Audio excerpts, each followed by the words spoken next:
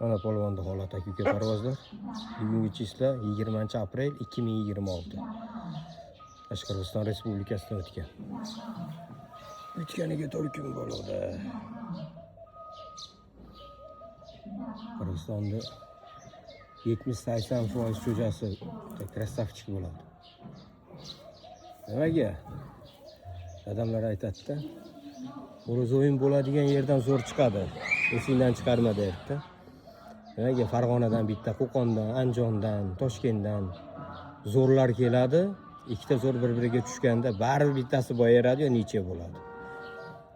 Hafsalasi sovib sotadi, ashaydan qo'shib chiqaradi. Shuning uchun o'yin bo'lgan yerdan zo'r, postoyanno zo'r chiqqan zo'r ko'p bo'ladi deydi.